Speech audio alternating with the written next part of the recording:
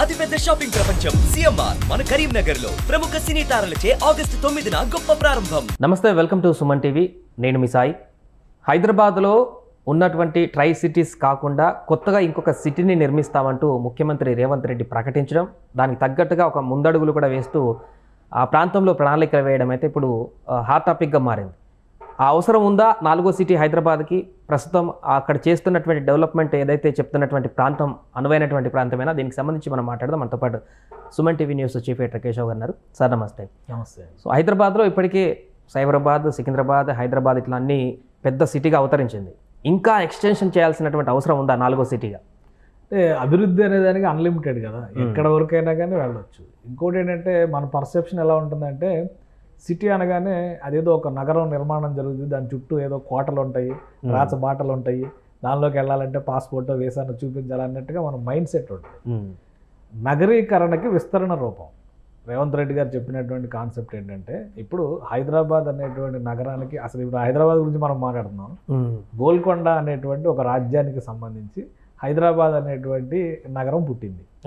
దానికి ఎక్స్టెన్షన్గా అప్పుడు తీసుకున్నటువంటి నిర్ణయాల్లో భాగంగా British military artillery spaces create చేసేటువంటి దానికి వాళ్ళ రవాణా రాకపోకలకు సంబంధించి ఒక రైల్వే స్టేషన్ నిర్మాణం జరిగింది. సికింద్రాబాద్ నగరం పుట్టింది.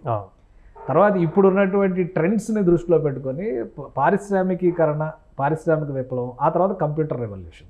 సో కంప్యూటర్ రెవల్యూషన్ని మనం ఒక అడ్వాంటేజ్గా చేసుకుని ఐటీ డెవలప్మెంట్ చేసేందుకు తీసుకున్నటువంటి నిర్ణయం హైటెక్ సిటీ అనేటువంటి ఒక నిర్మాణం చేసింది. హైటెక్ సిటీ అంటే Hyderabad information technology and engineering consultancy. So hitech అనేటువంటి పేరుతో ఒక భవనం నిర్మించారు.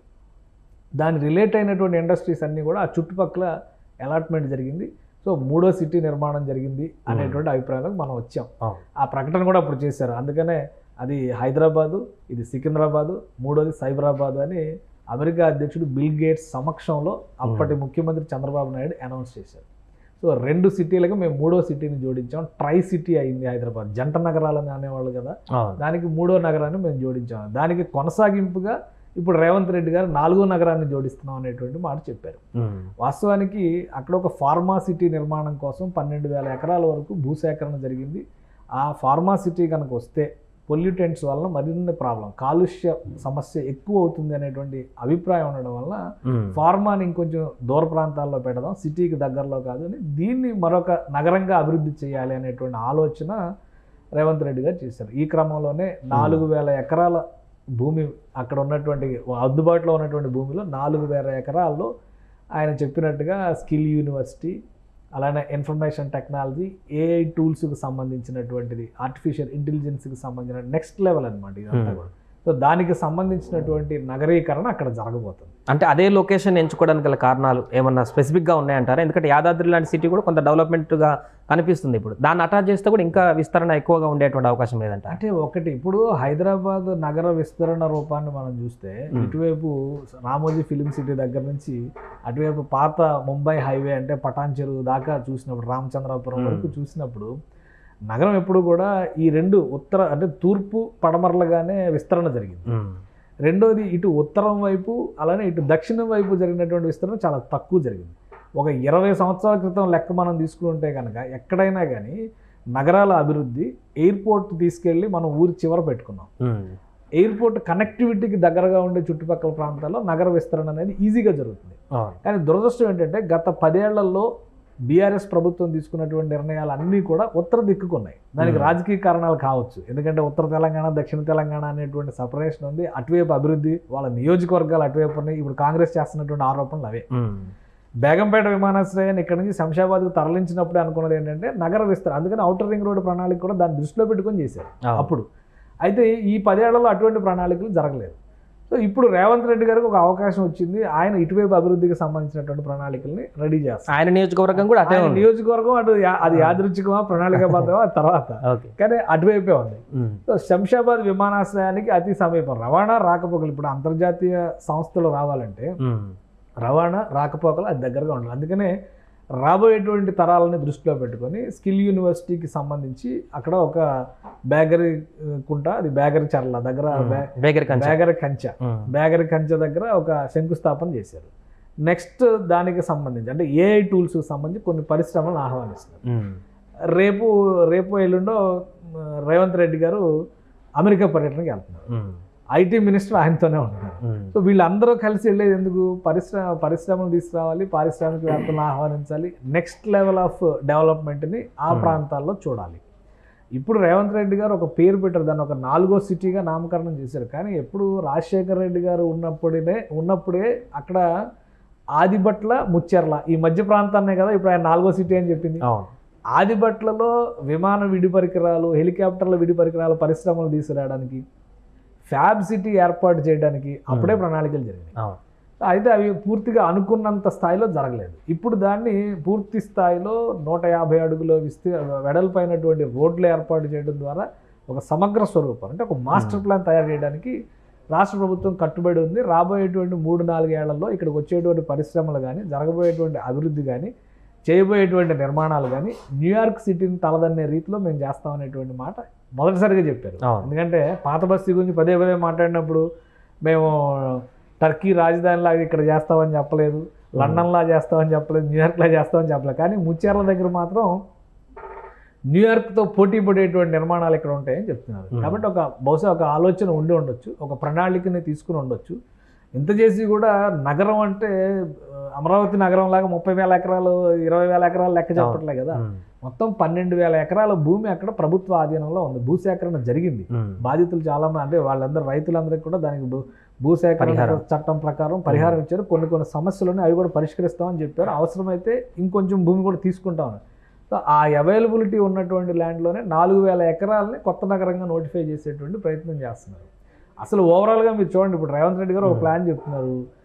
అర్బన్ సిటీ అంటే అర్బన్ ఏరియాస్, హైదరాబాద్ ఒకటే కాదు, ఔటర్ రింగ్ రోడ్డు పరిధిలో ఉన్నటువంటి ప్రదేశాలు మొత్తాన్ని అర్బనైజేషన్, హైడ్రా అని చెప్పని ఒక ప్రపోజల్ చేశారు. ఔటర్ రింగ్ రోడ్డు పరిధిలోకి వచ్చేటువంటి మున్సిపాలిటీలని, చిన్న కార్పొరేషన్ని, గ్రామ పంచాయతీని అన్నింటిని కూడా విలీనం చేయబోతున్నారు. So core urban area outer ring road మధ్యలో హైదరాబాద్ నగరంగా విస్తరించేటువంటి అవకాశాన్ని ఆయన రూపొందించారు. అలానే regional ring road outer ring road బయట నుంచి రీజనల్ రింగ్ రోడ్డు పరిధిలోకి ఉండేటువంటి ప్రాంతం మొత్తాన్ని కూడా సెమీ అర్బన్గా, భారీ పరిశ్రమలు, కొద్దిగా పొల్యూషన్ లాంటి సమస్యలు వచ్చేటువంటి పరిశ్రమలు ఉండేవాటిని అలా దూరంగా పెట్టాలని ఒకటి చేశారు. ఇక మిగతాది రీజనల్ రింగ్ రోడ్ అవతల వైపు ఉన్నటువంటి ప్రాంతం మొత్తాన్ని కూడా రూరల్ తెలంగాణ కింద చెప్పారు. ఇలా 3 క్లస్టర్లుగా విడగొట్టి తెలంగాణ మొత్తాన్ని సమగ్ర అభివృద్ధి అనేటువంటి మాట రేవంత్ రెడ్డి గారు మాట్లాడుతున్నారు. సో ఇందులో నగరాలకి సంబంధించి ఒక పెద్ద నగరం కట్టాల్సిన ఆవశ్యకత ఎందుకు లేదు? నగరాలు కట్టాల్సినటువంటి అవసరం చాలా ఉంది ఈ దేశానికి అభివృద్ధి చెందాలంటే. మనం ఎంతసేపు మన దేశంలో అభివృద్ధి చెందిన నగరాలు ఏవి అంటే 4 పేర్లే చెప్తాం.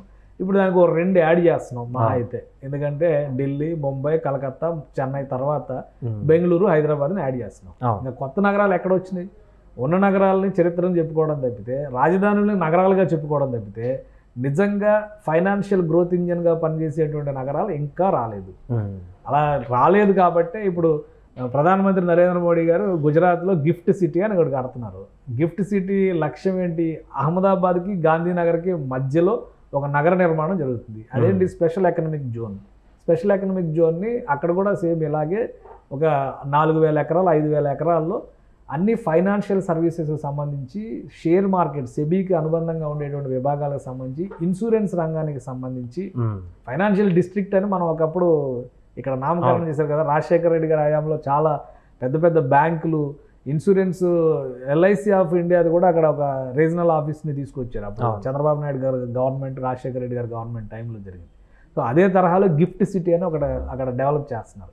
అలానే గుజరాత్లో దొలేరా పోర్ట్ సిటీ ఒకటి డెవలప్ చేస్తున్నారు. ఇంకొకటి ఈ మధ్యకాలంలో డైమండ్ బిజినెస్ బేస్ చేసుకొని డ్రీమ్ సిటీ అని ఇంకోటి నిర్మాణం చేస్తున్నారు. So why not only Gujarat? Telangana ఎందుకు కాకూడదు? అంటే 6 గ్యారెంటీల స్కీమ్ అమలు చేస్తామంటున్నారు. ఆర్థికంగా కొంత బర్డన్ ఉంది. అండ్ ఇంకోటి మూసీ ప్రాజెక్ట్ అంటూ కూడా ఇక్కడ నుంచి గట్కేసర్ వరకు కూడా దాన్ని పూర్తి చేస్తాం. ఇది పూర్తయ్యేటువంటి అవకాశం ఉందా ఈ 4-5 సంవత్సరాలు? డెవలప్మెంట్ ఆస్పెక్ట్స్ ఎప్పుడు కూడా డిఫరెంట్ డైమెన్షన్స్లో చేసుకోవాలి. ఒకటే ఇప్పుడు ఒక ప్రాజెక్ట్ తీసుకుని ఆ ప్రాజెక్ట్ కంప్లీట్ అయ్యే వరకు గవర్నమెంట్ పనిచేస్తుంటే మిగతా అన్ని కూడా వెనక్కి వెళ్ళిపోతాయి. సో ఒకవైపు వెల్ఫేర్ ఉండాలి, ఇంకోవైపు డెవలప్మెంట్ ఉండాలి, ఇంకోవైపు ఫైనాన్షియల్ గ్రోత్ ఇంజిన్స్ క్రియేట్ చేసుకోవాలి. ఇప్పుడు వెల్ఫేర్కి డబ్బులు ఎక్కడి నుంచి వస్తాయంటే ఎంతసేపు పన్నుల మీద ఆధారపడడం కాదుగా, పనులు చేయడం ద్వారా వచ్చేటువంటి డబ్బుల మీద ఆధారపడాలి. ఇప్పుడు ఒక పెద్ద కంపెనీ వచ్చిందనుకోండి, ట్యాక్సుల రూపంలో రకరకాలు వస్తాయి, వాళ్ళ ప్రొడక్టివిటీ రూపంలో వస్తాయి, ఉద్యోగాల రూపంలో, ఉద్యోగుల రూపంలో వస్తాయి. ఒక నగరం నిర్మాణం అవ్వాలంటే మొదటి పౌరుడు ఎవరవుతారంటే కూలివాడు. ఆ నగరం నిర్మాణం కోసం వచ్చేటువంటి కూలివాడే మొదటి పౌరుడు. అక్కడ అతను వచ్చిన తర్వాత అక్కడ ఎకానమీ స్టార్ట్ అయింది. ఎందుకంటే అతని అవసరాలు తీర్చడం కోసం వ్యాపారులు వస్తారు, చిన్న చిన్న చిల్లర వ్యాపారులు వస్తారు. అతనికి వచ్చినటువంటి డబ్బులను అతను అక్కడే ఖర్చు చేస్తూ ఉంటాడు. అక్కడి నుంచి ఎకానమీ ప్రాసెస్ అనేది స్టార్ట్ అయింది. కాబట్టి మనం నగరం అనగానే అదొక పెద్ద మాస్టర్ ప్లాన్ లాగా, లేదంటే ఒకవేళ ఇదేదో కడితే కనుక మళ్ళీ మొత్తం ఆర్థిక సంక్షోభంలో ఇరుక్కుపోతారేమో. మూసీ రివర్ ఫ్రంట్ ఖచ్చితంగా డెవలప్ చేయాలి. మూసీ నది ఈ పాటికి రివైవ్ కావాలి. గుజరాత్లో సబర్మతి రివర్ని రివైవ్ చేసినప్పుడు మనం ఇక్కడ ఎందుకు చేయలేము? వనరులు ఉన్నాయి, నది ప్రారంభం ఉంది, నది కృష్ణానదిలో కలిసే సంగమం ఉంది, మధ్యస్థానం మొత్తం కాలుష్యమయమైంది. దాన్ని ఖచ్చితంగా బాగు చేయాల్సినటువంటి అవసరం ఉంది. కాబట్టి మూసీ రివర్ ఫ్రంట్ ప్రాజెక్ట్ వస్తే రేపొద్దున అది ఒక మంచి టూరిజం స్పాట్ అవ్వచ్చు. హైదరాబాద్కి సముద్రం లేదు, ఇంకోటి లేదు అనే బదులు నది హైదరాబాద్ చెంతన ఉంటే నదిని చంపేశాం కదా, దాన్ని బతికించుకోవాల్సిన బాధ్యత అందరిపైన ఉంది కదా. ప్రభుత్వాలకు ఇంకొంచెం ఎక్కువ బాధ్యత ఉంటుంది కదా. కాబట్టి కొన్ని ప్రణాళికల్ని అమలు చేసేటువంటి ప్రయత్నం చేస్తున్నారు. అలానే ఇప్పుడు చెప్పినటువంటి ఈ కొత్త సిటీలో కూడా, 4వ సిటీలో కూడా ఏం చెప్తున్నారు? స్పోర్ట్స్ రిలేటెడ్గా డెవలప్మెంట్ చేస్తాం. ఆల్రెడీ నిన్న కొన్ని డెసిషన్స్ తీసుకున్నారు. వీళ్ళందరికీ కూడా నిఖత్ జరీన్కి గ్రూప్ 1 పోస్టు, సిరాజ్కి గ్రూప్ 1 పోస్టు, అలానే బెస్ట్ స్పోర్ట్స్ పాలసీని తీసుకొస్తామంటున్నారు. ఇంకొక international cricket stadium, already LB stadium ఉంది, అది కూడా ఈ ఏరియాలో పెడతా కాదు. ఆ పక్కనేమో ఉప్పల్ స్టేడియం ఉంది. ఇప్పుడు 3వ స్టేడియం కావాలంటున్నారు. మరి స్టేడియం వద్దని చెప్పగలుగుతామా? అంటే జరగబోయే ఎకనామిక్ యాక్టివిటీ జరగాలంటే ఏదో ఒకటి ఉండాలి. గుజరాత్లో అన్ని స్టేడియంలు ఉన్నాయి. మోతేరాలో పెద్ద స్టేడియం కట్టారు కదా, నరేంద్ర మోడీ స్టేడియం అని చెప్పి మళ్ళీ తీసుకొచ్చారు కదా. అట్లాంటప్పుడు ఏంటంటే ఆర్థిక పరమైనటువంటి పురోగతి జరగాలంటే యాక్టివిటీ ఉండాలి. ఆ దిశగా రాష్ట్ర ప్రభుత్వం నిర్ణయాలు తీసుకుంటుంది. 4వ సిటీ వస్తే హైదరాబాద్కి మరింత ఆకర్షణ పెరిగేటువంటి అవకాశం ఉంటుంది. అర్బనైజేషన్ జరగడం వల్ల ఈ చుట్టుపక్కల ఉపాధి మార్గాలు పెరిగే అవకాశం ఉంటుంది, ఎకనామిక్ యాక్టివిటీ పెరిగేటువంటి అవకాశం ఉంటుంది. కాబట్టి బహుశా ప్రభుత్వం ఆ దిశగా అడుగులు వేస్తున్నట్టు కనిపిస్తుంది. Right sir. సో అది మొత్తానికి హైదరాబాద్లో 4వ సిటీని రూపొందిస్తామంటూ ముఖ్యమంత్రి రేవంత్ రెడ్డి గారు ప్రస్తావించిన తర్వాత పూర్తిగా దీని గురించి ఇప్పుడు చర్చ కొనసాగుతుంది. ముచ్చర్ల ప్రాంతంలో అక్కడ నియర్ బై ఏరియాలో ఉన్నటువంటి స్థలం ఉన్నటువంటి దాన్ని కూడా ఉపయోగించుకునేటువంటి దిశగా అడుగులు వేస్తున్నట్టు కనపడుతుంది. ఏదేమైనా కూడా ముఖ్యమంత్రి వెల్లడించినటువంటి కొత్త నిర్ణయంతో అయితే తెలంగాణలో ఒక కొత్త హాట్ టాపిక్గా మారినట్టు కనిపిస్తుంది. సుమన్ టీవీలో మీ పర్సనల్ అండ్ బిజినెస్ ప్రమోషన్స్ కోసం కింది నెంబర్కి కాంటాక్ట్ చేయండి.